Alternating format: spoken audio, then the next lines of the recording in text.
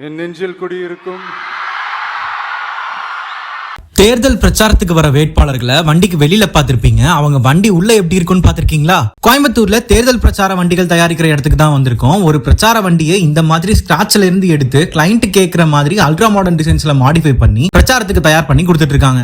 Start பண்ணது வந்து அந்த ஜெயலலிதா கலைஞர் பீரியட்ல தான் அவங்க 2 பேருக்கு ஃபர்ஸ்ட் வெஹிக்கிள் நாங்கள் பண்ணி கொடுத்தது. இப்போ எலெக்ஷன் வெஹிக்கிள் பார்த்தீங்கன்னா உங்களுக்கு ஆக்சுவலாக டெம்போ ட்ராவலரில் ஆக்சுவலாக உங்களுக்கு ஃப்ரண்ட்டில் ஒரு ரிவால்விங் சீட்ஸ் வந்துடும். அப்புறம் பின்னாடி ஒரு ஹைட்ராலிக் ஸ்டேஜ் இல்லாட்டி மேனுவல் ஸ்டேஜ் 2 ஆப்ஷன்ஸ் கொடுக்குறோம். ஸோ மேலே ஒரு சன்ரூஃப் வந்துடும். ஸோ ஹைட்ராலிக் ஸ்டேஜில் நின்று அப்படி மேலே போய் ஓப்பன் பண்ணி அவங்க வெளியே பேசிக்கலாம். இப்போ அதுக்கு மேலே சுற்றியில் லைட்ஸ் வந்துடும். அப்புறம் பின்னாடி வந்துட்டு நாங்கள் ஆக்சுவலி 2 சீட்ஸ் ப்ரொவைட் பண்ணுறோம். மசாஜ் சேர் மாதிரி கொடுக்குறோம்.